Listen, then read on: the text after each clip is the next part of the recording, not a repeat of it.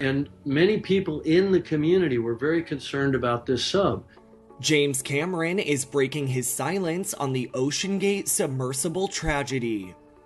The famous director, who has made 33 dives to the Titanic's wreckage site since making his 1997 movie, is speaking out about the OceanGate vessel containing 5 passengers that officials believe suffered a catastrophic implosion during a recent dive, and he couldn't help but note what he believes is an uncanny parallel.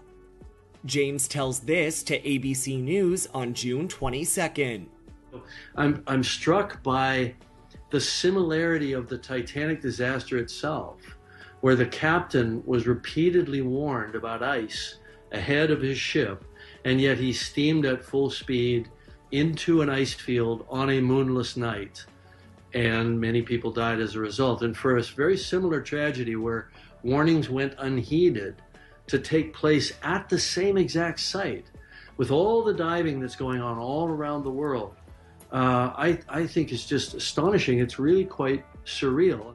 Noting that the deep-sea exploration community had concerns about the watercraft prior to the catastrophe, the Avatar filmmaker continues, saying this. And many people in the community were very concerned about this sub, and a number of the top players in the deep submergence engineering community even wrote letters to the company saying that what they were doing was too experimental to carry passengers and that needed to be certified. And the 68-year-old is especially shaken by the presumed death of Paul-Henri Nargeolet, a French explorer on the research vessel who James had known for 25 years. The French legendary submersible dive pilot, a friend of mine. It's a very small community. I've known PH for 25 years. For him to have died tragically in this way is almost impossible for me to process. The sub, named Titan, went missing on June 18th during a dive to the wreckage of the RMS Titanic, which infamously sank in 1912.